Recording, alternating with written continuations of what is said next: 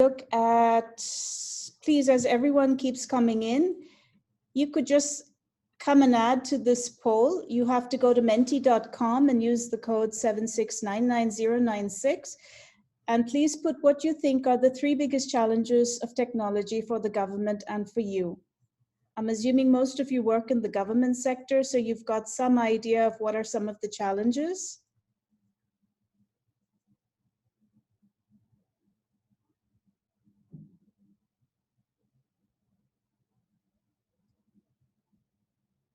And this is just your perception of what do you think could possibly be some of the challenges that are going on currently.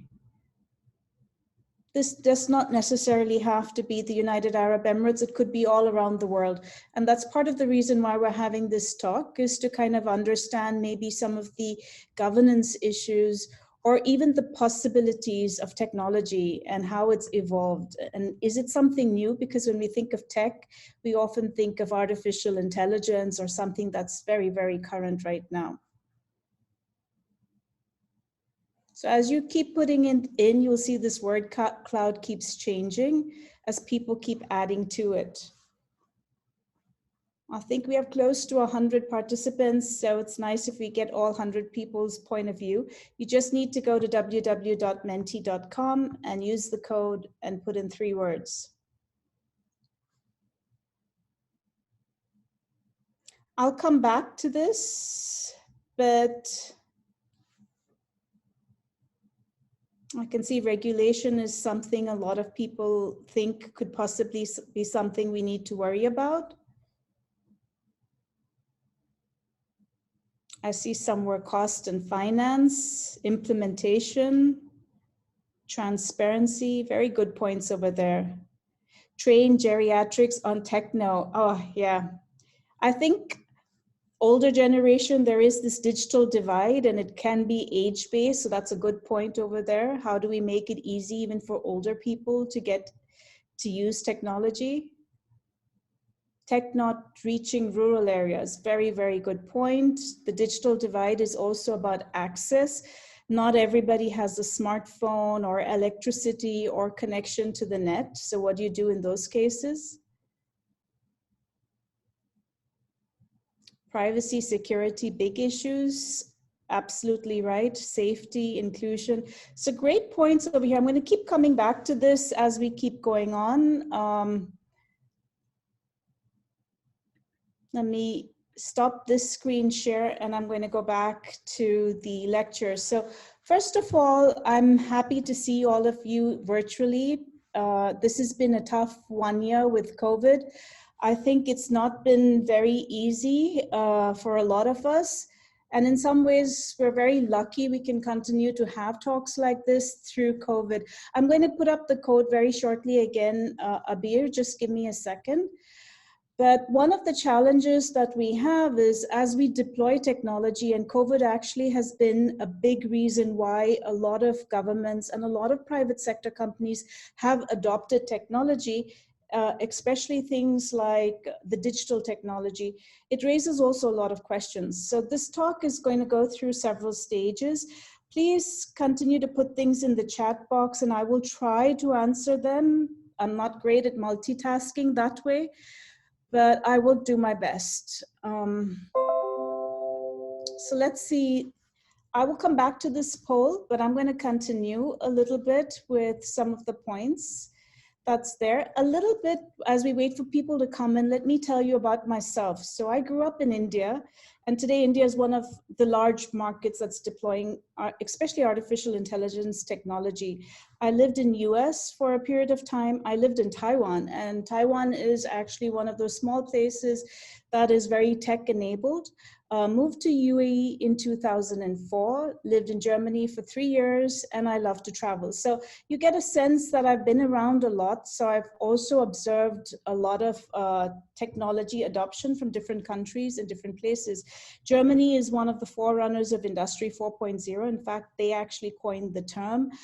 You see USA has a lot of tech. If we talk about Silicon Valley, we consider it synonymous with technology.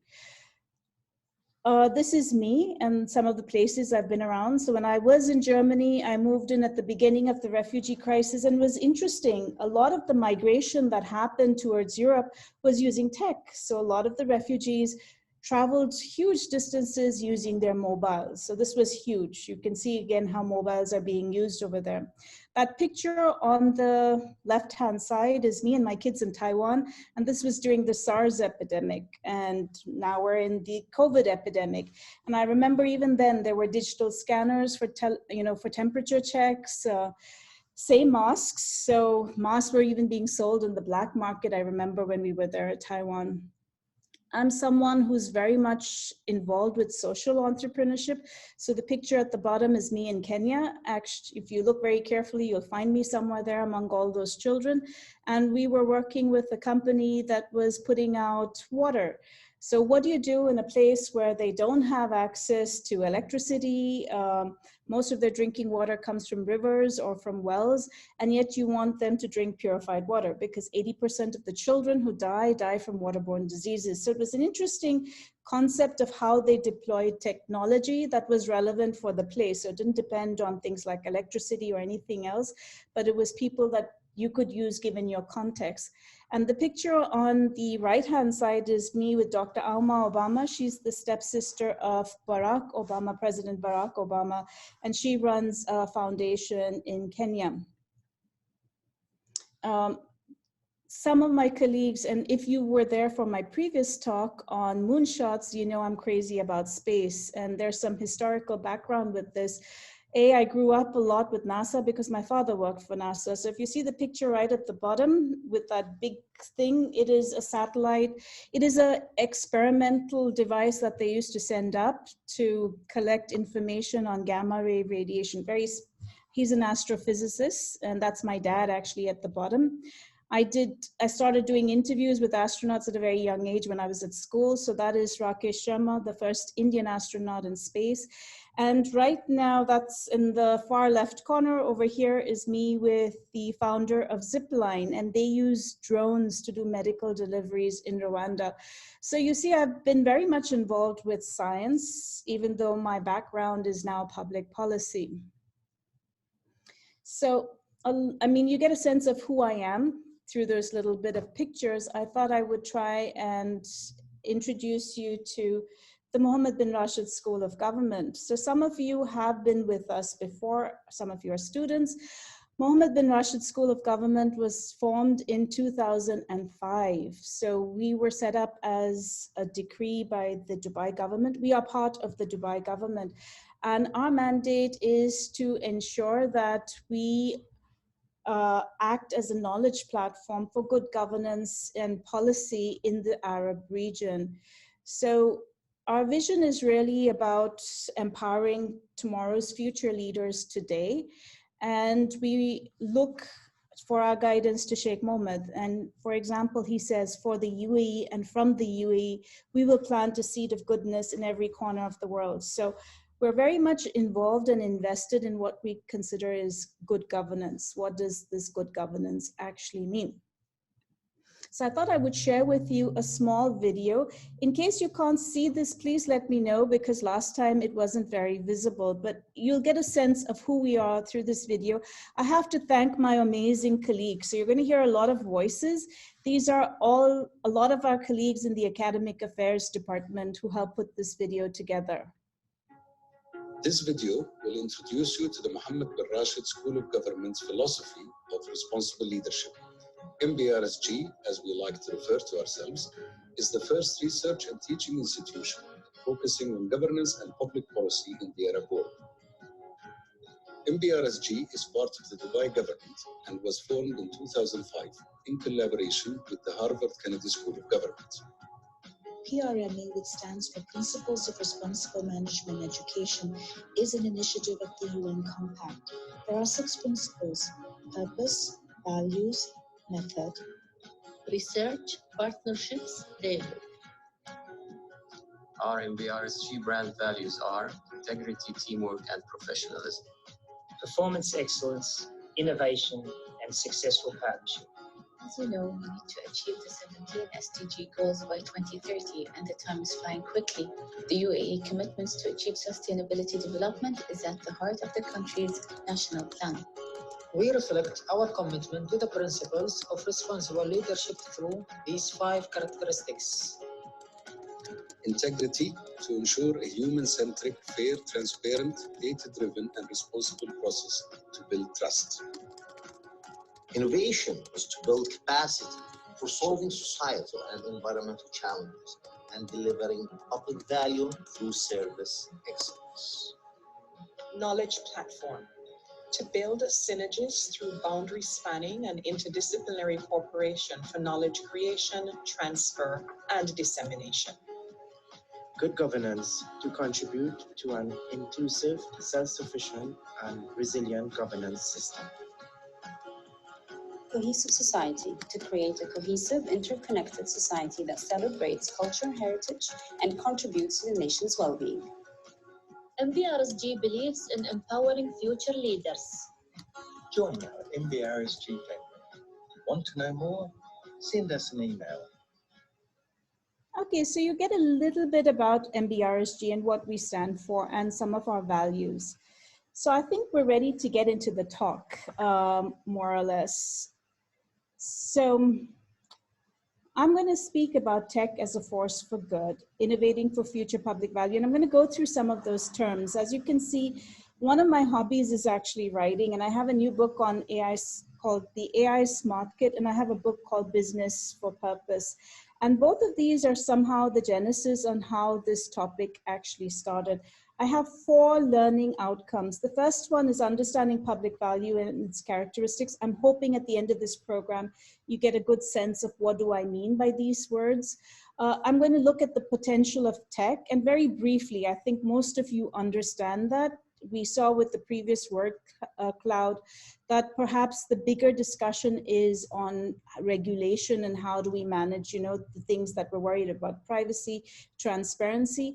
We're going to look at tech from the systems perspective. So I'm going to introduce you very briefly into systems thinking, and we're going to look at it even broader from the point of global citizenship. So there's a lot that we can do currently right now, and the whole idea is how can we use tech to be this big force of good and live up to its potential. So this talk in the next, let's say 45 minutes is got about 6 parts. A very quick, brief history of tech, a dive through public value. I want to introduce the concept of edge work for you all and maybe some of the challenges, because I think it's very relevant for what we're discussing here today. Systems thinking, global citizenship, and then I'm going to give you a 5-step process for tech for good. So let's start with the first one, a brief history of tech. When I say tech, and you can use the chat box really, what does tech mean for you?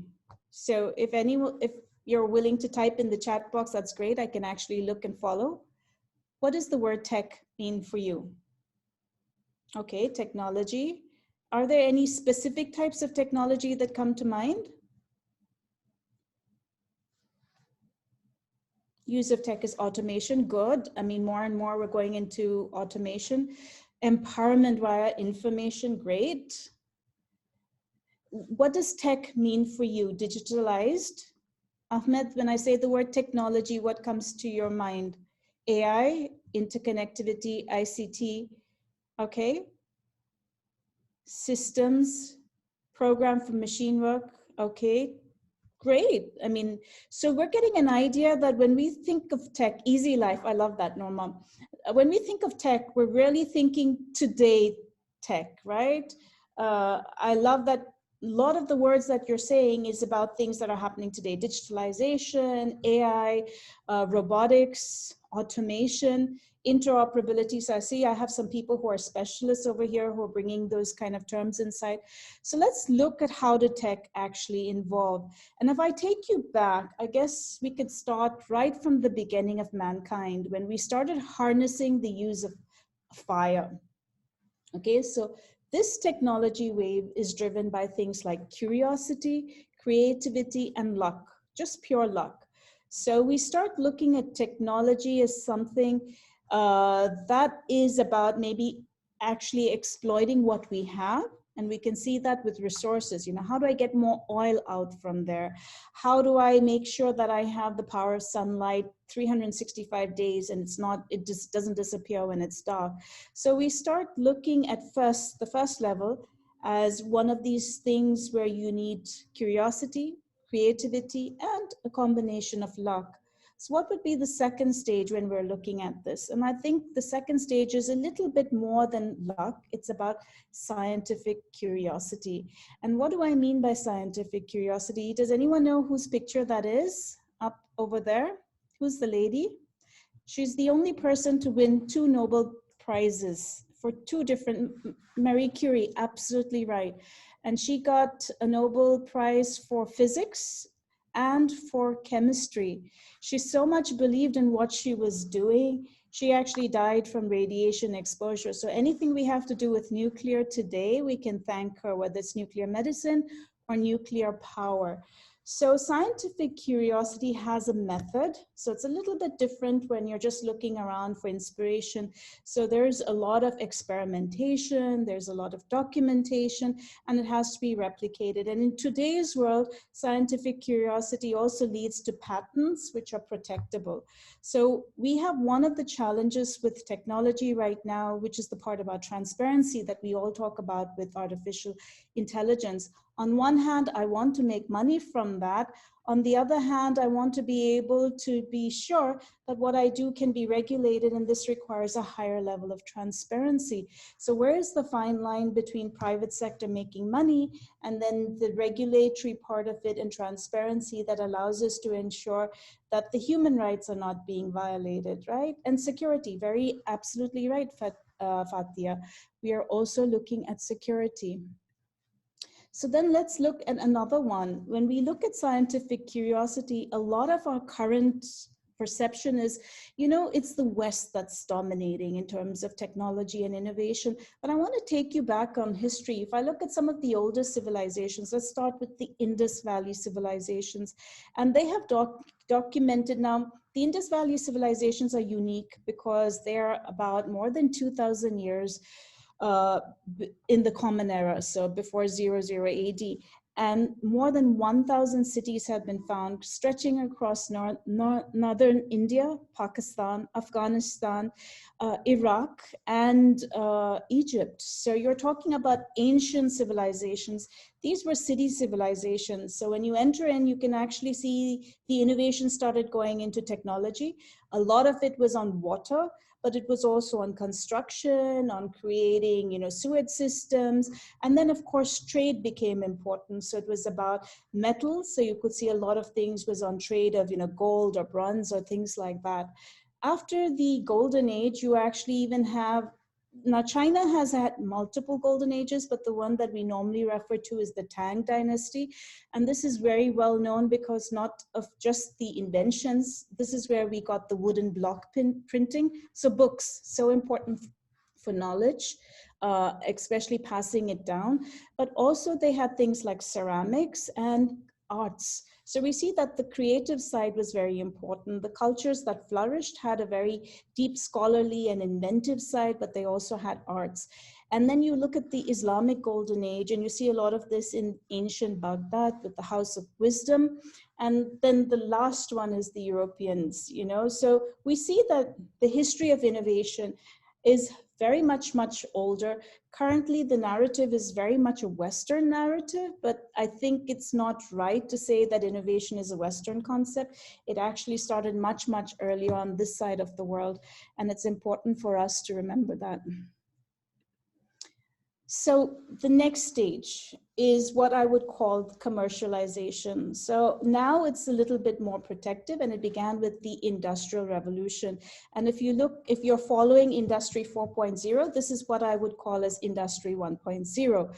So it was a lot of colonies. So again, you're looking at Europe taking and looking at mass production. So you see Europe dominating and the Americas. And there were two things that actually pushed this period forward. One was the steam engine, and of course the power of communication. And this was through the telegraph and through the radio. So we haven't yet come to the internet age yet. After this stage, we go to globalization, and we see the world getting more connected, and this is Industry 2.0 and Industry 3.0. So we see the beginning of the computers coming out. We see, obviously, transportation is getting more connected. We see people traveling further, and money. I think an important part of globalization was money was going across borders, and it had a value. So you could take money from one country to another country, and it had an exchange rate, which was important because it facilitated trade. And if you can see at the top, it talked about trade was about 60.4% of the global GDP. So that's a huge amount. So we see the world getting more connected. So this was a big driver of technology. And we still see that's important to today. In the late 1990s and the early 2000s, we've then reached our digital tech age. So here we see the internet is born and it's connecting the world, and new business models are coming in. So whether you're using Facebook or Instagram, or we're using Zoom, I mean, how cool is that, that we can connect all around the world? This is changing the way that we actually manage technology. So this is, again, a big thing. Can you see the screen? Someone said they cannot see the full screen. Is it not possible to see the full screen? Abir? Am I not in the presentation mode? But you can see the screen. Unfortunately, I have to do it this way because then I cannot see the chat. So Abir, I'm really sorry. If I put it on presentation mode, then I can't see the chat. So I'm keeping it for the chat. So what does this all mean? So we're seeing these various waves of technology, but we've got to understand what I like to call the bleeding edge of technology. Now, somebody did a piece of research, and you can see that at the bottom, and they said that technology comes in this 45, 60-year cycles, right? So you've got a technology, it's new, it's introduced, it becomes extremely popular, and then it dies down, and the next technology wave comes in.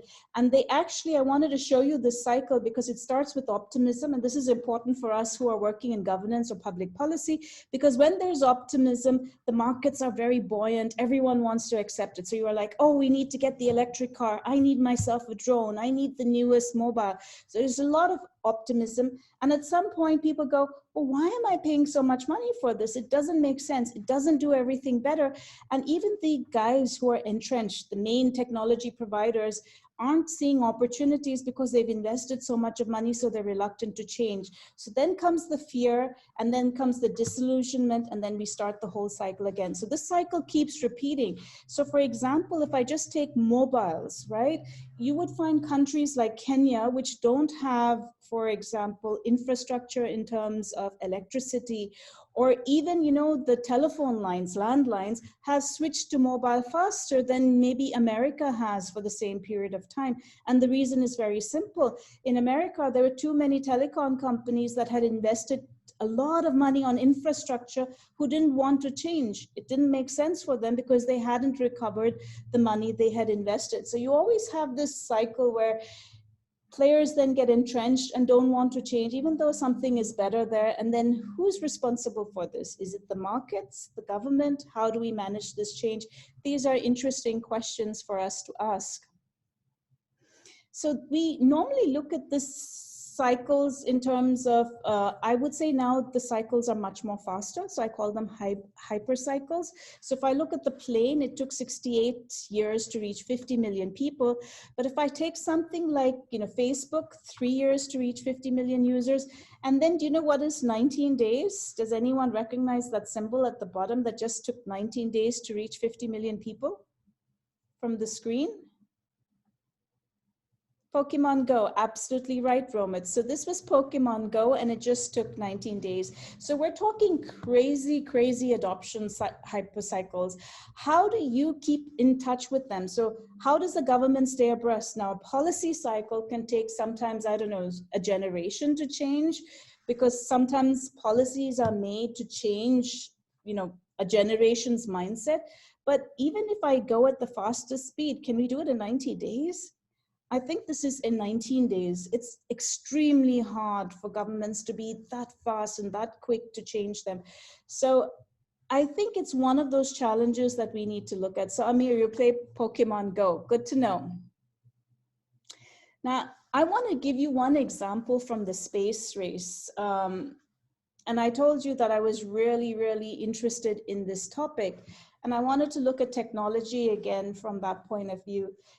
In the first phase of the space race, and I'm looking at 1944 to 1949, there was a race for rockets. So we're talking World War period, where everybody was looking for stronger arms for security. So we see a lot of development happen in this area, right? In the bombs, in the rockets. And this actually started what we now use to push us into space, but it began in 1944. Now, you will see I have put against the German flag a gentleman called Von Braun. He migrated to US and he was very much used in the space race. And the second space race was about satellites. So if you know the backdrop on this, Russia had put the first satellite in orbit around the Earth. It was called the Sputnik. And then it became a call where a lot more countries said, we want to do this too. So you see this huge race coming in. You also had Japan actually involved in this about putting satellites up, but we mostly focus on the USSR Russia race over there. Now behind this is tech being developed. So when a government takes a focus, and we can see right now in the UE, the focus is Mars right now or going to the moon.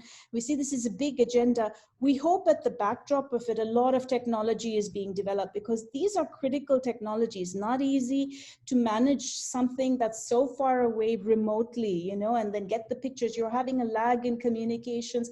How do you do this? Not at all easy. And we're talking in 1953 when we don't have computers like we have today. 1953 to 61 was who was going to be the first, you know, country to have a manned mission. And there were animals that were sent to space. I don't think they ever came back, but I know there were a couple of dogs and a monkey. But the first man who went to space went from Russia. And it was just a month later that America put a man to space, which was Alan Shepard. So we're seeing it's getting competitive. And this is important for us to realize that the competition is not between companies, but it's about countries right now, and a lot more players starting to enter in. So you can see all the flags over there. I've just given you an idea of how many manned missions have been there to space, and I've highlighted that. Now you will notice that the European Union, they actually have a consolidated coalition of countries under ESA. So we've had some collaboration in the space journey. 58 to 69 was about who will get the first man to the moon. And we know that America was the first one to get a man to the moon.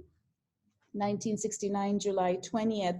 Now, at the time when America did this, it was the beginning of the internet generation. So they started developing computers. They started using them for computing all these complex kind of calculations. In fact, a lot of the inventions to take man to the moon is the technology that now we're using in healthcare systems. We're using them for fire protection because there's a lot of heat on re-entry. I think it's amazing. I would advise you just look at the NASA website and see spin-offs, but you could even go to the ESA site and look at spin-offs. This would be interesting for you to see how technology can evolve and be used for good. Now, currently, we're in the race for Mars. So we've so far not had a manned mission to Mars. We've only had robots or satellites being sent there. It's becoming interesting and more competitive. And along with this, we're looking at things like interplanetary travel. I think America leads in this case in terms of interplanetary travel. They have 26 different satellites that have gone, and some of them have left the solar system. And now we're looking at what we call as the new space from 2000 onwards. This is where the commercial sector has now entered in working with the government sector. And you all know about Elon Musk's SpaceX, right? But there are many others.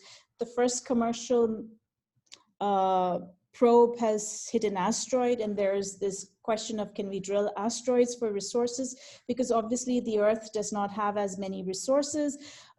We are looking at manufacturing in space, so 3D printing, for example. There's a lot of exciting developments in this area, and I think this will dominate the next few years going forward. So we can see the waves of space keep changing, dying down, coming back again. and they become interesting. So just from this one section, I wanted to do a quick recap.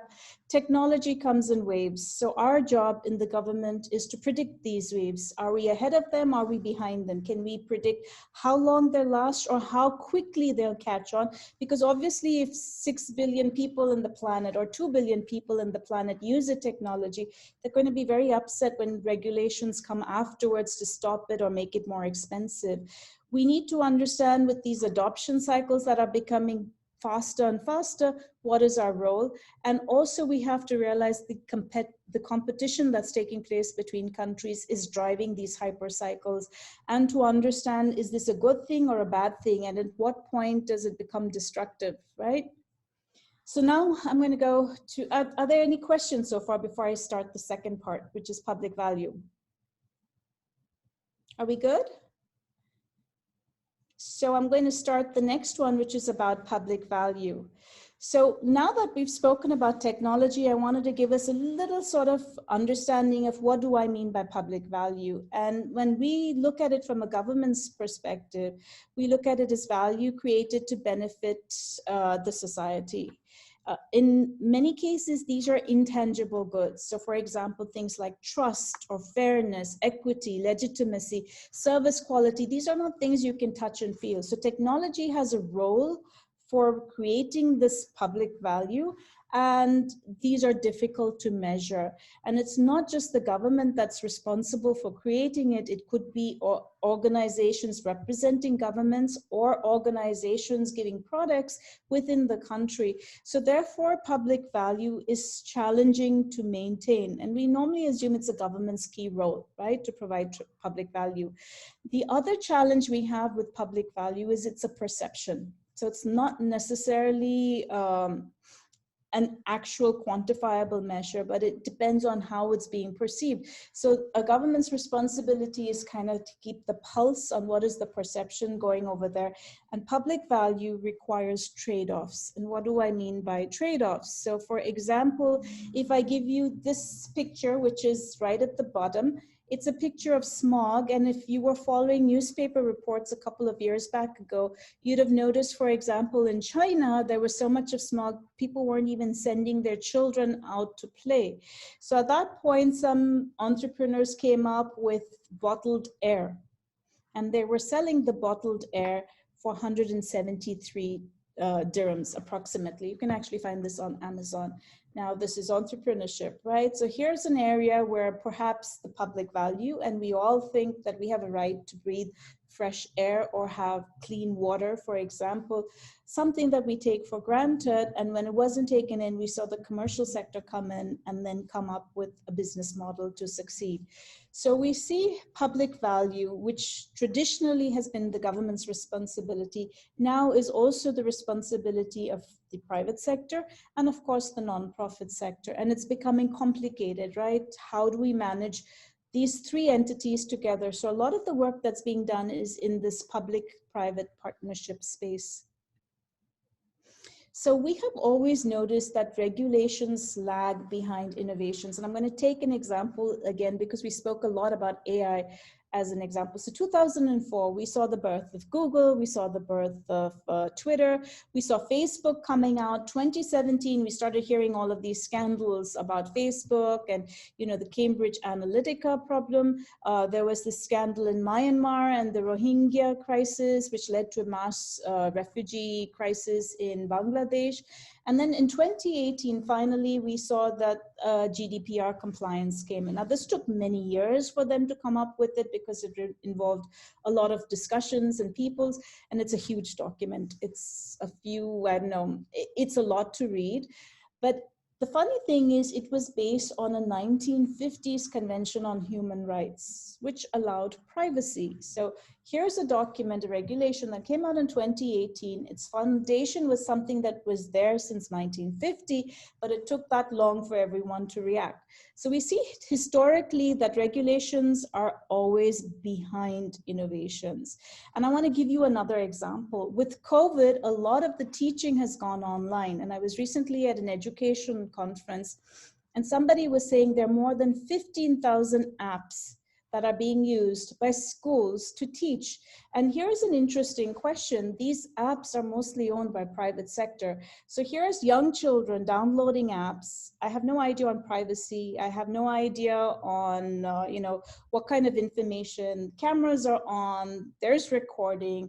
There's a lot of data being used, and we're talking kindergarten all the way up to higher education. So here's an interesting challenge where you've got a situation where you cannot close schools for 1 year, but you still need to teach, and you're kind of pushing teachers to create an environment that is attractive and engaging, but we've left that entire part on security a little bit back behind.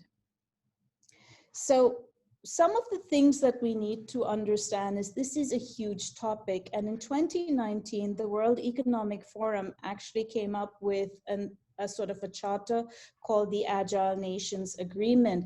And this was about how do we manage regulations for tech. And it was about setting a strong foundation of openness, proportionality, about costs and benefits, and fairness. Now, what do I mean by costs and benefits? I can take a free service, but what am I paying in return? And sometimes we're giving data. So this whole question in GDPR is about who owns the data, the citizen or the country from where the citizen belongs, or the private sector to whom the citizen is saying, well, I'm bartering, I'm giving you my data, but I want to use your services for free. So this is becoming a big question that's coming around there. There's this question of anticipatory regulations. Can we anticipate innovations and therefore work on regulations in advance? How about outcome focus? What do we want from this? So is it fairness, transparency? So how do we base that? How about experimental regulations? This concept is interesting because we're talking about how can I trial and test something new and therefore learn to be more proactive, data driven. So a lot of information on data. I'm going to come back and touch on that. Self and co-regulation. Currently, right now, a lot of it is voluntary disclosures. Do we need a little bit more compliance rather than it just being voluntary? And then we're talking about even things like international cooperation. So an interesting thing happening in Estonia is where they said a lot of their people go and visit, for example, Finland. So is it possible to connect the health records between Finland and Estonia? So a doctor, if in case somebody was holidaying and fell sick or got hurt, could have access to the same records. And even though it sounded nice on a sheet of paper, I think now it's years. It's not that easy to actually integrate such systems together. So the back end operations of these technologies are something that require time. I wanted to highlight one of my students, for example, here that did some work on regulatory sandboxes in the healthcare system. And we did this paper together. We found there aren't many regulatory, in fact, Amir is here. Is Kala also here? So Amir is actually in the group of the audience today. And they started initially with this as a project in the Masters of Innovation Management program. Hi, Amir. And then Kala took it a little bit more forward, and she and I sat and we wrote a paper which got produced on regulatory health sandboxes. This was prior to COVID. And right now we know there are only 2 countries that had a health regulatory sandbox prior to COVID. So it was an interesting thing as an outcome from our Masters of Innovation Management program. So Amir's in the chat box. I think he's just said hi. If you all have questions, you can ask him about this later. But this brings me to the next part of this entire thing is when we sit and we look at these innovations and we look at public value and we look at these cycles, what we're really dealing is with something called edge work. And what does edge work mean? It means taking risks. And the problem is you're exploring things outside of normal. The wonderful thing about technology is it pushes us to dream about something that is different and that is not normal. But the problem with this is when you're working on the edge of these things that are fuzzy, not clear, we call it the cutting edge. And as one scientist actually said, is someone needs to bleed. So who is this person that needs to bleed, and how can we minimize the damage that happens from working with this cutting edge technology? And this is what we really want to explore. So fuzzy boundaries, and this I think is what we're looking at in today's talk a little bit. So tech, I think most of us will agree, is a source for good, right?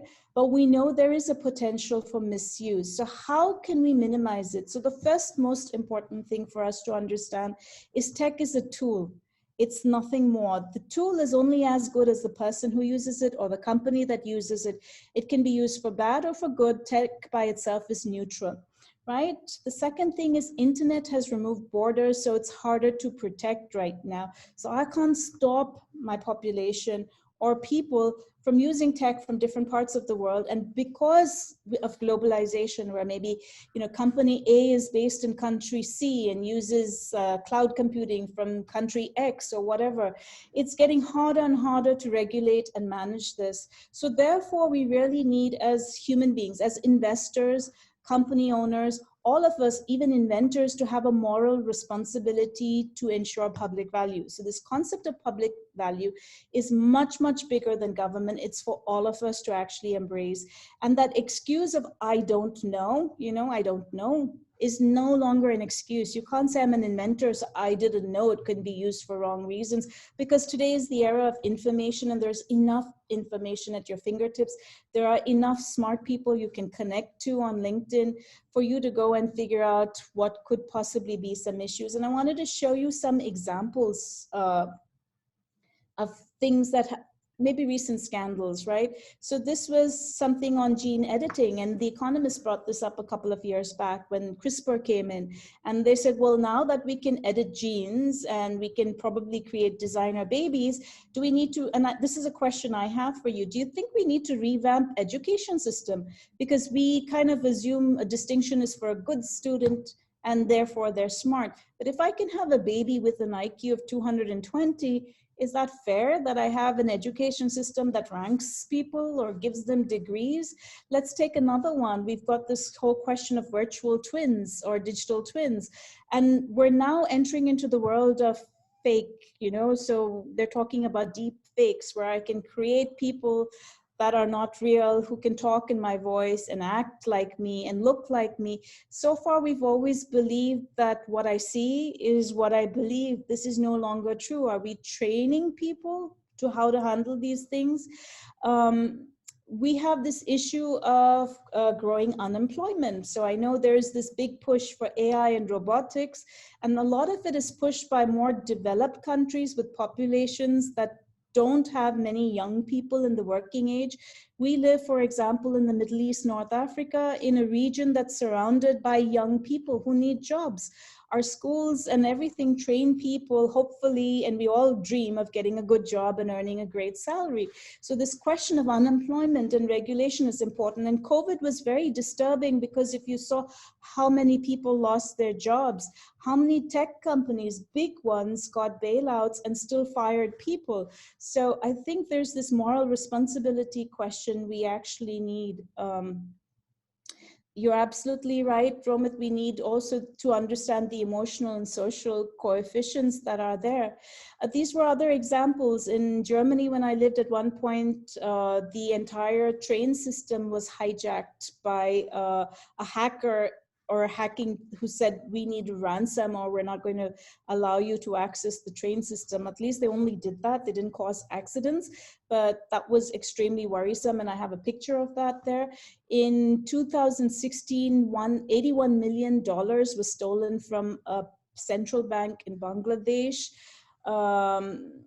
You know, so we saw, for example, Tay Tweets. This is interesting because it was a chat bot created by, I think it was Microsoft, and it was supposed to learn from the Twitter chats, and it became very negative very quickly. So it was learning by the data out over there, and it started learning how to be very, very, very mean, and then it was discontinued very quickly. So it was a poor example of AI. And I thought the best example I can show you is this one, Alfred Nobel. So Alfred Nobel had a brother. Do you know what he's known for besides the Nobel Prize? What was his invention? Dynamite, absolutely right, TNT. So Alfred Nobel had a brother, and when his brother died, unfortunately, the newspapers thought it was him. So they wrote an obituary about him, and they said he was the the angel of death, because so many people had died in war because of his invention. And he was so sad, he created this Nobel Prize, and one of them was the Nobel Peace Prize. So here is a man who did not know how his invention would be used, made a lot of money, but did not know how badly his invention would be misused. And in retrospective, the Nobel Peace Prize is supposed to be a compensation. Today, we have a lot more information. He didn't have that information. We have information. So our job is to sort of sit and have those debates early on instead. So it's about asking the right questions. And here are some examples. Save paper. I hear this a lot. But you know, the carbon footprint of an email, for example, can be up to 4 grams to 50 grams with photos and attachments. So think about how many emails you send, how many photographs, how many things we're uploading. So are we really, by saving paper, saving the environment? I think it's a trade-off. Carbon neutral, I hear this word a lot. Carbon neutral does not mean zero emissions, right? Electric cars, we talk about let's go electric, or, you know, this is good, this is sustainable. But at the back end of this is this, you know, supply chain where we're using very rare earth metals, many of them taken from countries that are not very rich. And then the most, I thought this was an interesting example. Norway has the more electric cars per capita and is given as an example of how sustainable they are. But did you know Norway only recycles 43% of its electric waste, and it has the highest electric waste per capita? The other, what happens to the other electric waste? This is toxic for the environment. And I did a study on Europe. Most of Europe exports its electric waste. So it's important for us to ask the right questions from a regulation point of view. We might think on paper, it looks nice and clear, and that's fine, but the narrative behind the scenes may not necessarily be that clear or transparent. So this requires us, and this is the fourth part of this talk, is about understanding systems thinking, which is how is everything interconnected, right? And this is about finding patterns. And the way we look at system thinking is we look at the forest rather than the trees approach. So not the micro view, but the macro view. Now, this is a very big topic on its own, so I'm not going to go through the entire thing here, but I wanted to introduce this term to you. There's a lot of literature out there, and I think as a university also, we have a couple of programs coming up on this, which are interesting for you to kind of figure out. Systems thinking is a way of practice. I have seen very few systems thinkers in my lifetime. I think it's a skill you develop by practicing, and anyone can learn it, but it requires a lot of practice, yeah? And some examples of why I think we need to start looking at this. So the European Union currently, for example, has done a lot of work on ethics and guidelines, and I'm going to use AI because it's the most trendy topic right now. Smart Dubai has a lot of ethics and guidelines. Google has principles on ethics and guidelines. So people are aware we need more transparency, we need more values, we need more of these things put together. Yet, despite all of these things, we realize there is a gap. And where does this gap come from in saying and in doing? So system thinking is we have to understand the context, right? It's about listening. And I love this because Donna Meadows has done a lot of work on systems thinking. She says, we can't impose our will on a system. We can listen to what the systems tell us and discover how its properties and our values can work together to bring forth something much better than can be produced alone. So it requires teamwork, collaboration, it requires listening, right? It requires sensing, and it requires adapting. So go back to those curves. Where do we want to be on those curves on tech adoption? And I was just showing you, for example, you know, good companies with very strong systems. So let's take Google as an example. This tweet was from Google where the head of ethics actually resigned, and she's had a dispute about a paper that was put in, and it was perceived as they were not being very transparent.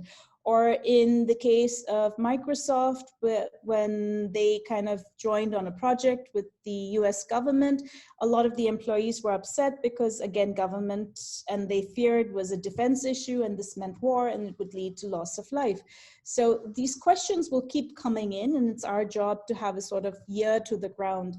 And I think the most important thing for us is going to be this gene editing ability and this entire question of what does it mean to be human. We have the first cyborg, for example. It's a man, and he's there in the World Government Summit in one of the publications where he has infused an antenna with his brain and he can listen. So we can see technology. He was colorblind, but now he can see colors, if I remember it rightly. So we can see technology has tremendous potential to do good, but at some point we have to address these questions right now. What does it mean to be human? If somebody replaces 50% of their body with electronic parts, are they still human? Is that ethical? How much of what is gene editing? At what point is it maybe too much, or what point is it okay? So we're right now at the beginning of the vaccines that use some of these technologies, and we can see the tremendous potential.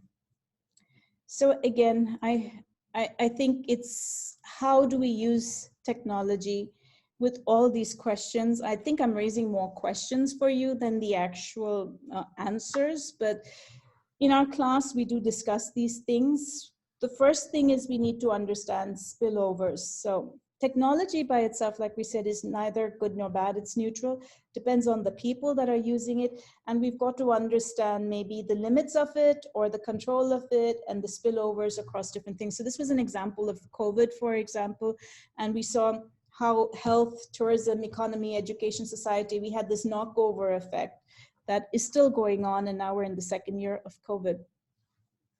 In technology, for example, when we're looking at spillovers, here's another student of mine. She and I did a project on understanding competitive industry clusters, and we created a toolkit on how can we go and look at maximizing technology for good. So if you take an invention, and I'll give you an example, the same one that I did with NASA, which is, you know, they had to figure out how do you, there's no water in space. So one of the things that they did was recycle any water that was in the space shuttle or in the capsules, so astronauts had drinking water. Some of that technology is used today for dialysis machines. So you can see something that was used to put man to space is now being used in the healthcare sector. This is a great example of spillovers.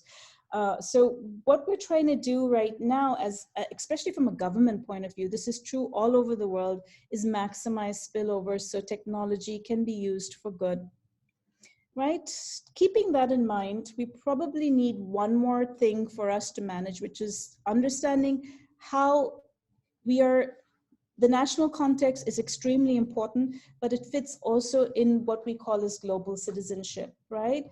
So in a global citizenship context, we are human beings, and most nations have subscribed to the United Nations values and principles. So we've got the Human Rights Convention, we've got the Sustainable Development Goals.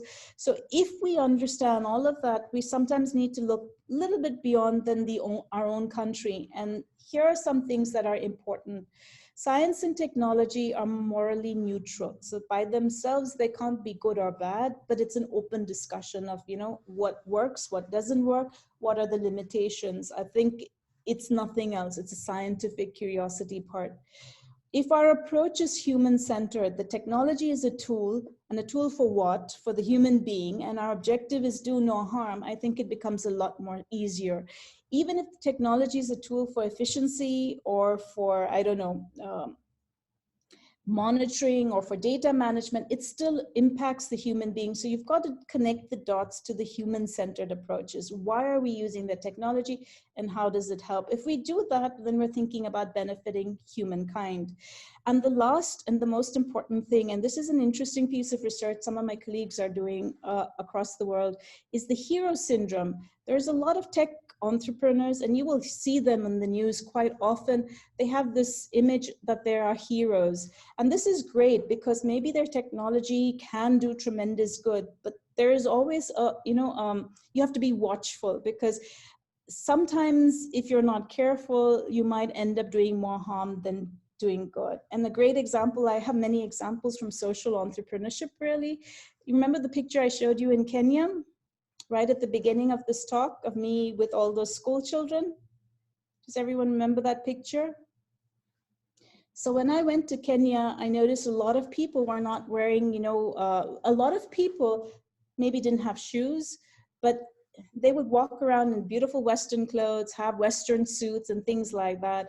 There was no electricity. I couldn't find any electric poles. The roads were dirt roads. So I asked the guy who was driving me, how come they have all these amazing clothes? And then he told me that Kenya used to be, not any longer, but used to be one of the dumping grounds for all the clothes that we leave back behind. So I know even I'm guilty of that. When something doesn't fit, I tend to give away my clothes because I don't want to throw them in the dustbin.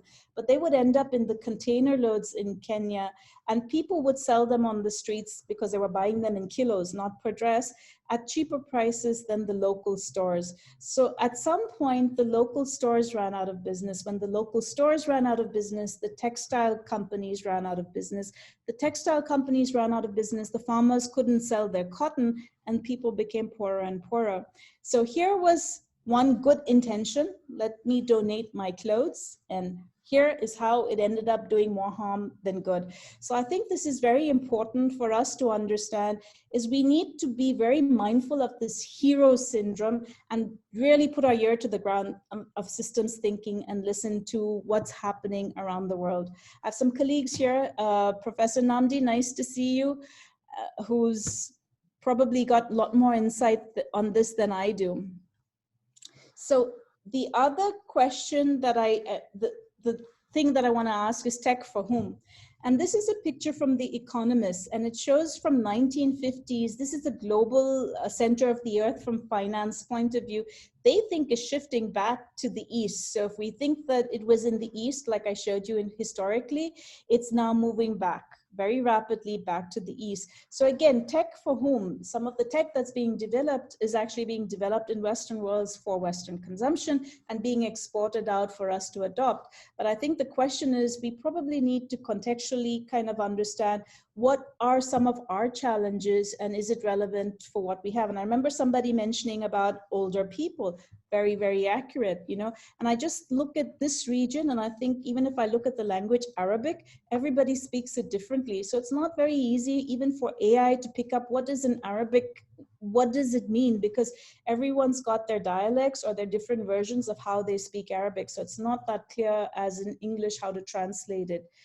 Right, so look at some of the most innovative economies. Most of them have much, much older populations rather than younger populations. So again, I think it's very important for us to keep that in mind.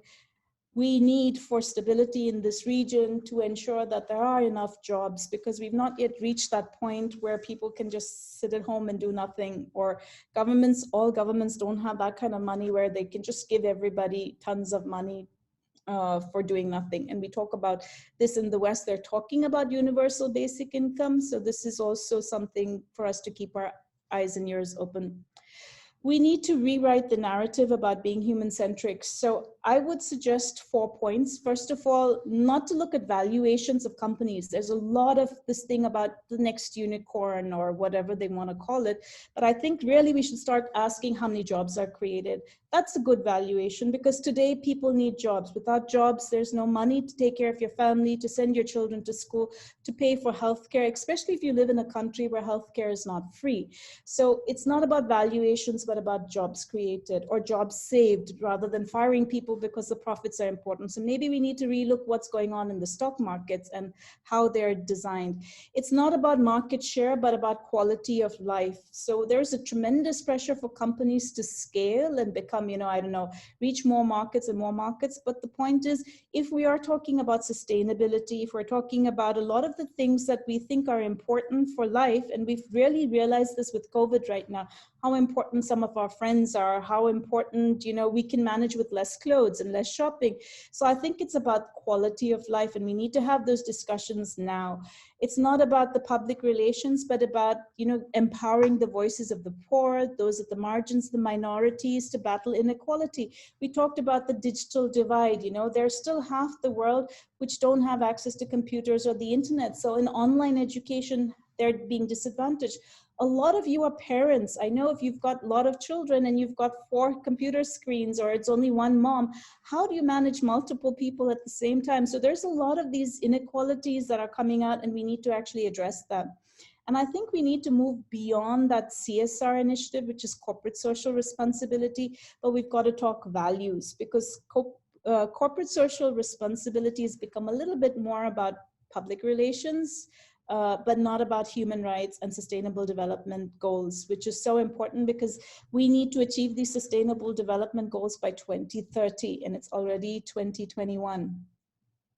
So here's my 6-point strategy, and I'm going to run through it a little bit. The first one, outline your values, whether you're a government or you're a private sector or you're a small startup. What are your values? And this should guide your ethics and integrity.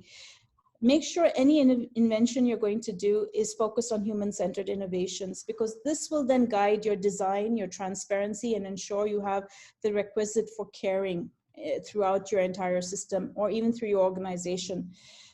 Rather than ask yourself, what is the regulation in the country? Search for the highest level of regulation worldwide and use that to follow, because that will then ensure global citizenship and ensure fairness and trust.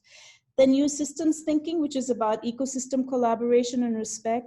And last but not least, you have to keep monitoring. And this is important because we saw with like the example with Alfred Nobel, you never know when something can be used for the wrong reason. And this is about accountability and justice. So, okay, I know I went really fast. Forgive me, I'm Indian. We tend to talk really, really quickly. But I hope at the end of this, you've got some idea of the 4 key outcomes. And what I'm going to do right now is quickly take you through our university program. I think we have a poll to run. Could you just stay, because I need to run a poll for you. And if you could answer these questions, that would help. And I am going to also, for those of you who are interested in our poll, in our program. So I am also the program coordinator of the Masters of Innovation program. And I'm going to talk about that very briefly right now. So those of you who are interested, please stay on and I can tell you about this.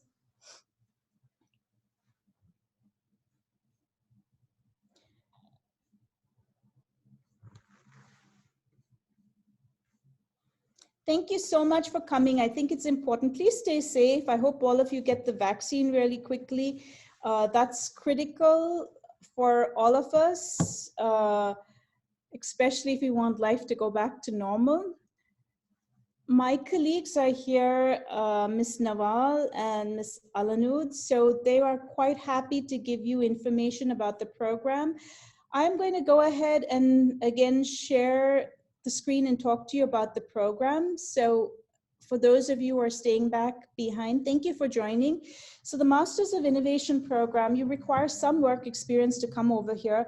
It's not about innovation per se, but it's more about the management of it. So we're kind of taking you through the entire process, and hopefully at the end of it, so like you saw with some of the examples, our students are working in the public policy governance area, and they should be able at the end to use what we learn in class very practically in their workplace. A lot of what we do is using design thinking, and what's also unique about a Masters of Innovation program is we don't have exams per se, we use projects. So this is to give people, really get your hands dirty, try and understand what concepts we're teaching and apply it to your workplace. Now there are 6 core subjects over here. So every student who comes in, because we understand that a lot of people have taken a little bit of a gap from education, we begin with some foundation level subjects, and then we start with Frontiers of Innovation. So I teach Frontiers of Innovation. The whole perspective is to give you a foundation on management, some of the terminology that's there, and on innovation, and meld it together with public policy. So we talked about public value. So that is MIM 711. Then we have public sector innovation and foresight. For the UAE government, especially, foresight is a very important topic, and we think with innovations we need to be ahead of the curve. So we're going to actually explore that. A lot of the projects which we do over there involve smart city, for example. In service innovation, we work with design thinking, and we use those principles to actually understand how people think in small communities. So we're not using big data, we're not using numbers, we're actually using a much more ethnographic method to talk to people. So this is important. I think someone asked that question, public-private partnerships, how do you manage? So this is how we learn the skills to put that together. With microeconomics of competitiveness, we're trying to understand clusters. My colleagues are here, Dr. Mona and Dr. Scott. So they actually are teaching a module that's from Harvard Business School, and both of them are happy to answer any questions if you want to understand more about microeconomics of competitiveness. Very, very important because we talked about spillover of technology. Research methods is important because our master's program is unique because every student actually will, at the end of the study, will create a dissertation. That is their unique contribution to public policy or to the field of innovation management. So the research methods is to help them build the skills in this area so they can do their dissertation. And then strategic management and leadership is given by my colleague, Professor Habib, who's probably also over here. And it gives you an insight. Innovation is something that requires a cultural change in your workplace. So he takes it from the leadership point of view, and he also discusses crisis management. Yesterday, you would have heard my colleague, Dr. Emmanuel, talk about crisis management and public policy. So this is interesting. Hi, Syed. So Syed's our inventor. He's been featured on the news, and he's also an MIM student. So nice that you've joined the class. So here's a couple of my colleagues. Dr. Arthur is our Director of Academic Affairs, and he's also here, so give you some idea. And Dr. Raquel is the one who will onboard you. She's an educational specialist for us. Sorry, I've missed something. Okay, so I've got Syed actually here. So Syed is our inventor. That's his YouTube link, and you can see what he invented during COVID was a sterilization machine. This is another student of mine. She actually took part in a competition using her project with Her Excellency Mariam in food security, and she won. So you can see our projects are actually gaining traction in the workplace, and they're doing well. This is another project. I want to see if this actually works. So this is a video. I talked about unicorns. So one group of our students worked with Kareem, and Kareem was the first unicorn out of Dubai. And this is a small project that they did. And this is just the video I want to show you from an outcome. Hello, MIM students. Welcome to our learning video. This video will present the perceived brand authenticity, PBA theory. The same theory that Abdullah, Basma, and Jassim highlighted in their assignment for MIM 713 for Professor Melodena Balakrishnan. But before we start, what do we mean by perceived brand authenticity, PBA? I'm sure every one of you knows Kareem. Kareem is a transportation company based in Dubai and has operations in about 15 countries across the Middle East, Africa, and Asia. Kareem translates into generous within more than a single Arabic dialect, reflecting a deeply entrenched cultural practice amongst Arabs towards their fellow people and guests alike. Being generous is not an easy task within a business corporation. However, it supports Kareem's values and can hence improve the idea of their brand's authenticity. To define authenticity, a team of international researchers from the universities of Lausanne and Bern in Switzerland and Concordia and the University of Quebec in Canada published the Perceived Brand Authenticity Scale. The PBA scale builds a solid foundation towards what is meant by perceived brand authenticity, PBA, which defines as the extent to which consumers perceive a brand to be faithful toward itself, true to its consumers, motivated by caring and responsibility, and able to support consumers in being true to themselves. The PBA was then classified into 4 key components that also serve as requirements for a brand to be authentic. 1. Continuity. The brand being continuously faithful to itself. In other words, to its vision and values. 2. Credibility. How true does this brand portray by itself to its customers? 3. Integrity. being honest, caring, and responsible around its customers. 4, symbolism, whether the brand supports consumers to being true to themselves. To sum up, perceived brand authenticity or authenticity is not only an adjective used to describe a quality within organizations, it is far more than that. Authenticity has a psychological, subjective, and symbolic value, making authentic brands feel true to customers on a personal level, hence establishing a connection to that specific brand. Authenticity is a driver of brand choice. Okay, so you get a small idea of some of the things we were talking about the need to have values. Some more work that we do. So we run as a university something called the UAE Public Policy Forums. In February, we ran this along with the MBRSG and almost 2,000 participants, which is the thing at the bottom. The topic was agile government. So we were very much trying to discuss what does it mean for a government to become agile, not just only looking at technology, but to change the entire government process structures, things like that. The picture you see on the top is my students. We use a lot of Post-its in class because I think it's easy to start all over if it doesn't work again, and that's part of experimentation. This was some field trips that we did. This is prior to COVID. We went to Silicon Valley, and you can see, I think this is, I need to change this to, yeah, so this is Mubadala Ventures. Mubadala, the company here, has a venture arm in Silicon Valley, and they were going through how they were acquiring tech. 500 startups, very well known for their tech. We went to the mayor's office in San Francisco and we understood their wicked problem, which was about public housing and how they managed. It was very interesting to see how they looked at the problem and how we looked at a problem differently. This is Google. We visited Google and got an idea about their culture and how the employees interact. You'd be surprised to know that Google actually even went and looked at, they have a cafeteria with multiple food stations. They monitored how people went across their food stations and reorganized it so people would constantly meet new people and make friends, because they believe innovation comes from diversity, which is very interesting for us. We went and visited Berkeley. This is Professor Victor, who was very active in the disability policy that the Dubai government has actually put together. So this is at Berkeley. And of course, we visited Tesla. So I think it was important for us to get an inside view of some of these evolving technologies. So this is me for now. You can put your mics if you want to and ask questions. Please be there for the next session. That's tomorrow. By my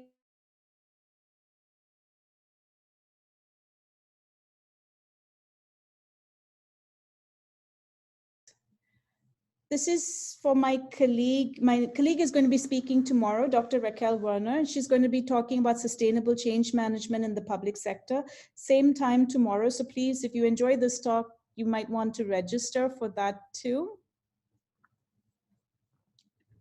And thank you. That's my email if you need to contact me, the details of our admission team.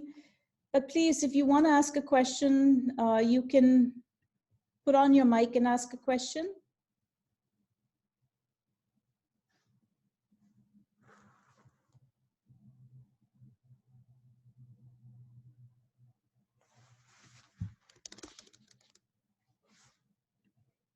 Abir, I think it will be all our responsibilities to care about human values, because we're all responsible. I think you're here, so I think that shows straight away you're interested in this. It's my pleasure. I wish you all be safe. Please take care of yourselves, wear a mask. And I hope to see some of you back again in our university. We do this quite regularly. We have another talk coming up next week for Innovation Week on problem solving, which I'll be giving. And there's a panel from some of our students for Innovation Week. So if you're in that chat group, you will probably get the details. Thank you so much. Bye-bye.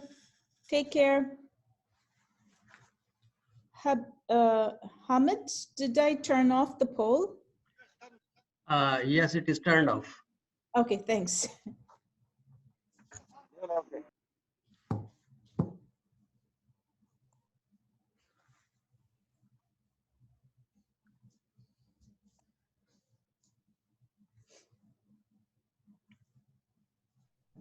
Those who want to ask question through using their mic, please feel free to unmute your mic, and you can still, Professor Melodena can wait for you to ask any questions if you wish to do so.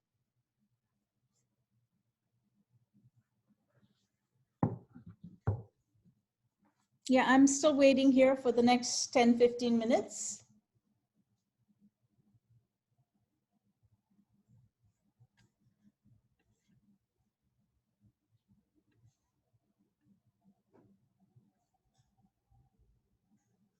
Thank you, Professor Louisa. Nice to see you from Germany.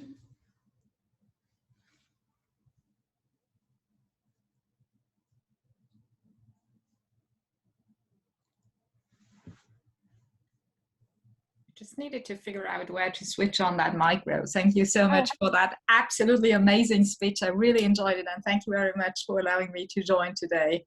It was lovely seeing you. Thank you for coming, and I hope everything nice and warm now in Germany.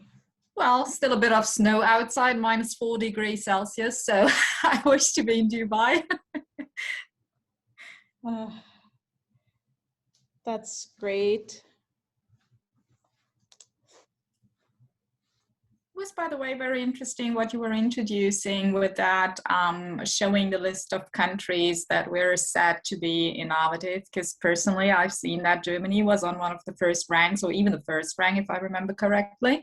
And I think that still kind of reflects the past. So from my German perspective, I wouldn't say that we are one of the most innovative countries in the world, definitely not.